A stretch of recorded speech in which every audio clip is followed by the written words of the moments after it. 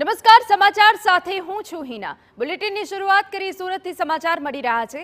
ભાજપના ધારાસભ્ય અરવિંદ રાણાનો મોટો ઘટસ્ફોટ। આરટીઆઈ ખંડણી વસૂલવાનું હથિયાર હોવાનો અરવિંદ રાણાએ દાવો કર્યો છે। આરટીઆઈ કરીને ખંડણી વસૂલતા 18 લોકોના નામ જાહેર કર્યા। સેન્ટ્રલ ઝોનમાં 18 લોકો દ્વારા 10,590 ખાનગી મિલકતોની માહિતી માંગી છે। જાહેર સંકલન બેઠકમાં ચોંકાવનારા આંકડા જાહેર કરી દીધા। આરટીઆઈના આંકડા અને 18 વ્યક્તિની વિગતો રજૂ કરી। 18 લોકોએ આરટીઆઈ કોના ઇશારે કરી તેના તપાસ કરાવવા સંકલનમાં માંગ કરી।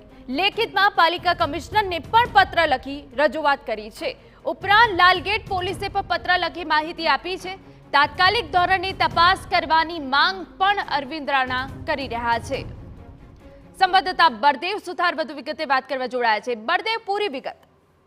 જે રીતે સુરતની અંદર છેલ્લા કેટલાક દિવસથી સુરતના અલગ અલગ પોલીસ સ્ટેશનોની અંદર જે લોકો જે છે આરટીઆઈ કરી અને લોકો પાસે રૂપિયા પડાવતી જે ગેંગ છે તેમની સામે જે પોલીસ દ્વારા એક પછી એક જે ગુના નોંધવામાં આવી રહ્યા છે, ત્યારે મહત્વની વસ્તુ એ છે કે સુરતની જે ધારાસભ્ય છે અરવિંદભાઈ રાણા પણ તરફથી જે મુખ્યમંત્રીને જે પત્ર લખવામાં આવ્યો હતો અને આ પત્રની અંદર જે રીતે ઉલ્લેખ કર્યો હતો કે જે લોકો છે તે આરટીઆઈ કરી અને લોકો પાસે પૈસા પડાવી રહ્યા છે, જેના આધારે જે તપાસ શરૂ કરી હતી અને જે 300 થી વધુ લોકોનું જે સુરતની અંદર જે લિસ્ટ બનાવવામાં આવ્યું હતું, મહાનગરપાલિકા પાસે જે લિસ્ટ મંગાવવામાં આવ્યું હતું ને તેના આધારે પોલીસ દ્વારા અલગ અલગ જે ગુના પણ નોંધવામાં આવી રહ્યા છે। ત્યારે ફરી એક વખત અરવિંદભાઈ રાણા જે ધારાસભ્ય છે તેમના તરફથી સુરત મહાનગરપાલિકાના મ્યુનિસિપલ કમિશનરને જે પત્ર લખ્યો છે કે જે આંકડે કે માહિતી સાથે જે લોકો આટલી બધી આરટીઆઈ જે કરે છે તે કોના ઇશારા કરે છે, આની પાછળ બીજા કોણ કોણ લોકો સંડોવાયેલા છે, એ તમામ લોકો સામે કાર્યવાહી કરવા માટેની જે સંકલન બેઠકની અંદર માંગ કરવામાં આવી છે અને પોલીસને અપીલ કરવામાં આવી છે કે વધુને વધુ તપાસ કરી અને આવા લોકો સામે કડકમાં કડક કાર્યવાહી થાય તે માટેની રજૂઆત કરવામાં આવી છે। જી બિલકુલ બળદેવ, ભાજપના ધારાસભ્ય અરવિંદ રાણા ખુદ જોડાઈ ગયા છે ટેલિફોનિક વાતચીતમાં। અરવિંદભાઈ, આપે ખૂબ મોટો દાવો કર્યો છે કે આરટીઆઈ ખંડણી વસૂલવાનું હથિયાર છે। ગઈકાલે સુરત મહાનગરપાલિકાની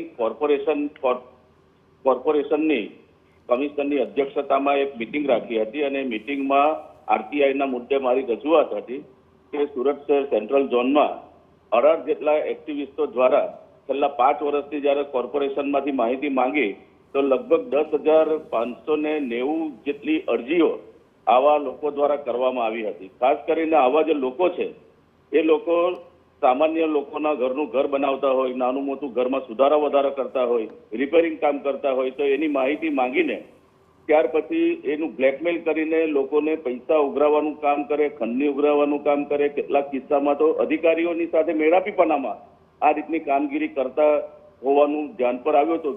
ગઈકાલની કમિટીમાં સંકલન સમિતિમાં મેં મ્યુનિસિપલ કમિશનરશ્રીને રજૂઆત કરી અને મ્યુનિસિપલ કમિશનરશ્રીએ પણ આની ગંભીર નોંધ લીધી।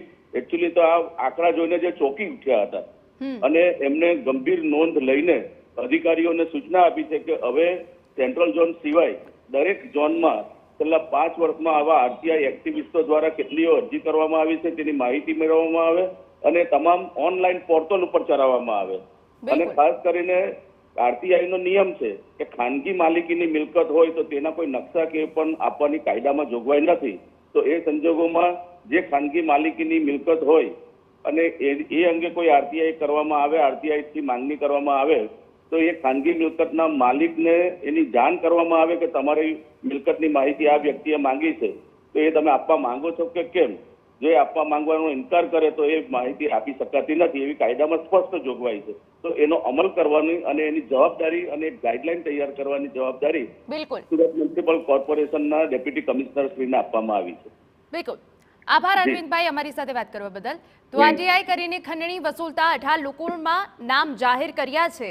આપને જણાવી દઈએ કે આ બાબતમાં રજૂઆત પણ કરવામાં આવી છે।